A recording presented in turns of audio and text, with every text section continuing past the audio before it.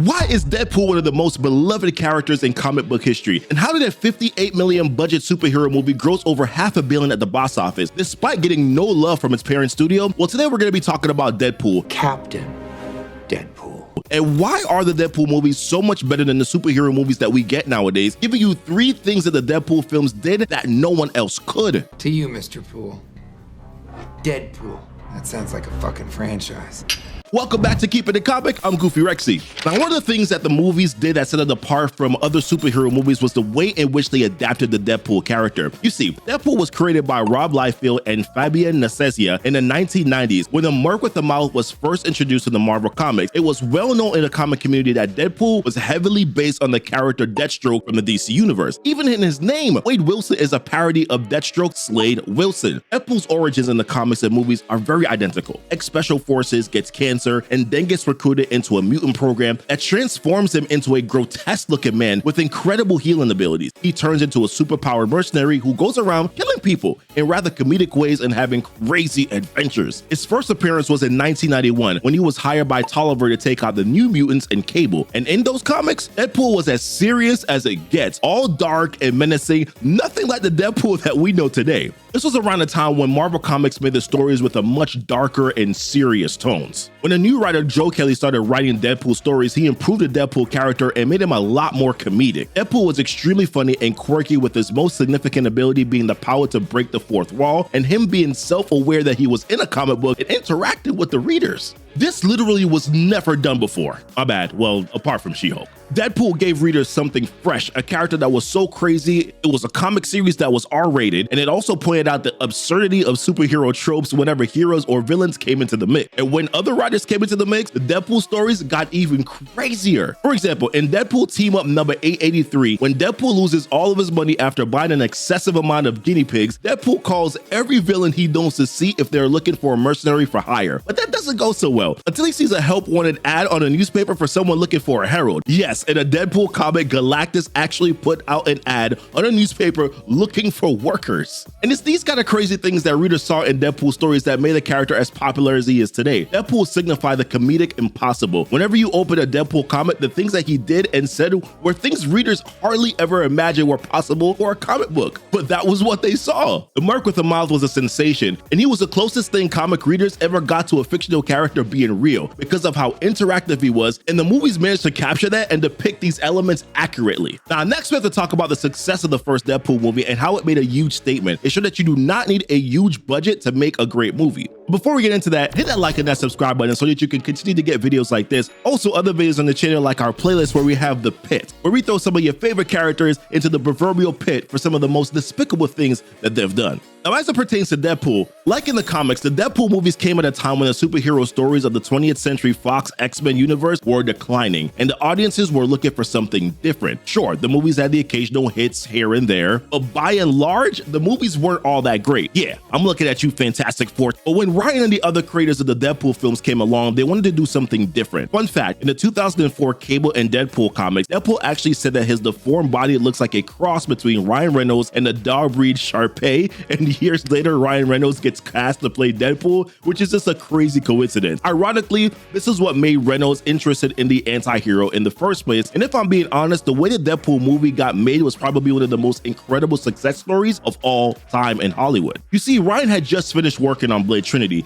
and was looking into other superhero characters, and New Line Cinema exec confirmed that Ryan Reynolds was the most suitable person to play Deadpool. So when the character was going to be making an appearance in the X-Men Origins Wolverine, Ryan got cast for the role, although it ended up being a shallow representation of the character. Talks on making a more comic accurate Deadpool film were in the works for years on end, with Rhett Reese and Law Wernick writing a script that Ryan Reynolds said captured the essence of Deadpool, and the movie was slowly getting a green light from Fox execs. Sadly, the Green Lantern movie of 2011 came out, and it was met with a lot of criticism, and that set Deadpool back a couple of years. And the Deadpool script that had almost been approved consequently almost got scrapped. It said that they were unsure about the R-rated nature of the character, and there was no way that Ryan was going to do a Deadpool film with a PG-13 rating, so these creative differences contributed to the delays. Then Tim Miller came around, and he was largely in charge of making the VFX effects for the Fox X-Men movies, and he created a test footage using CGI with Reynolds doing the voice and they showed it to Fox. But this still wasn't enough to convince Fox to greenlight the project. James Cameron and David Fincher read the script and were heavily pleased with it, and did their best job to convince Fox to greenlight the project, still to no avail. I mean, you had a good script, you had Ryan Reynolds and some pretty good test footage, and still you weren't convinced? What the hell, Fox? So it seemed like the movie wasn't ever gonna get made, with Ryan, Tim, and the writers heavily being frustrated by the whole thing. And then something strange happened. The test footage Tim Miller made got leaked online unanimously and broke the internet. Now, I'm sure you already know this already, but that test footage was lauded by fans. Everyone was excited by the idea of a Deadpool film and requested for the movie to be released. Fox was forced to greenlight the movie, giving the director Tim Miller a $58 million budget.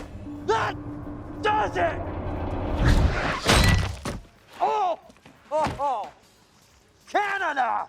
Now, as far as superhero movies go, that's incredibly small, and that was because the studio did not believe in the movie. But Ryan and the team were satisfied. At least they got a budget, and at least the movie was being made, and they got to do it in their own way. Ryan Reynolds put in what's arguably his best performance ever, and a super passionate team working behind the scenes. When the movie was released in 2016, it was a comic book movie unlike anything that we had ever seen. Just like with the comics, the movie brought something to the table that audiences weren't used to when it came to superhero films. The R-rated nature of Deadpool, the fourth wall breaking, and the fact that Deadpool cussed as much as he did, I mean, it was very exciting. And don't even get me started on the amount of people that he killed.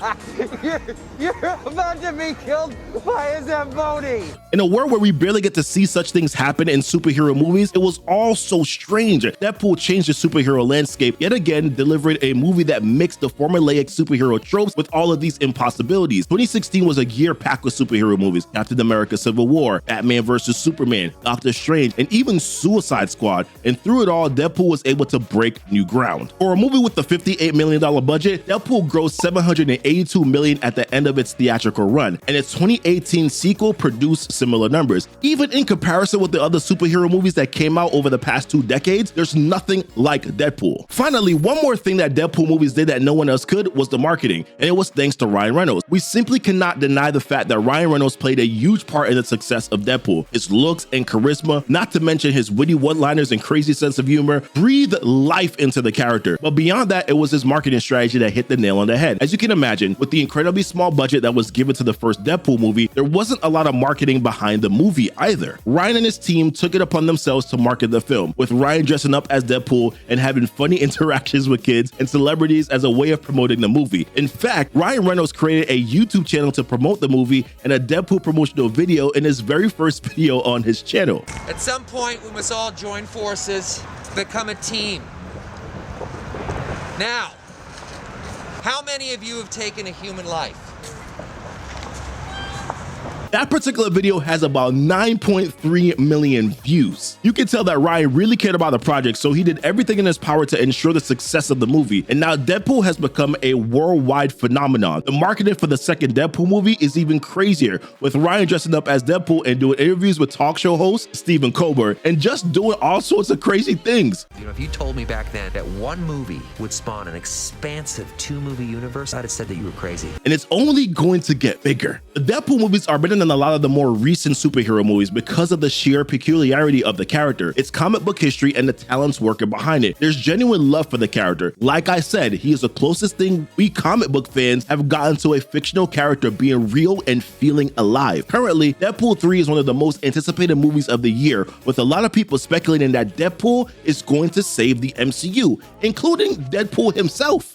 I'm the Messiah. I am Marvel Jesus. Deadpool possesses a level of relatability and sincerity, unlike any other superhero character from the comics to the movies, not to mention his incredible humor and his ability to consistently keep things interesting by doing the impossible. Deadpool movies managed to accurately adapt this crazy character while maximizing a small budget with a passionate team and giving it a marketing strategy unlike anything that we've ever seen. That's what makes Deadpool movies different from a lot of the superhero movies that we've seen in recent years. And like all of you, I'm very excited about it. I want to see what happens in the Deadpool and the Wolverine movie coming in July. As I said, one of the things about Deadpool is just the crazy and despicable things that he's done. So check out this next video here where we talk about how Wanda is one of the craziest characters and deserves to be thrown into the pit. Check out our links to down below in the description. Don't forget to like and subscribe here to the channel. And until next time, guys, thanks so much for kicking it. We'll keep it a comic. Bye.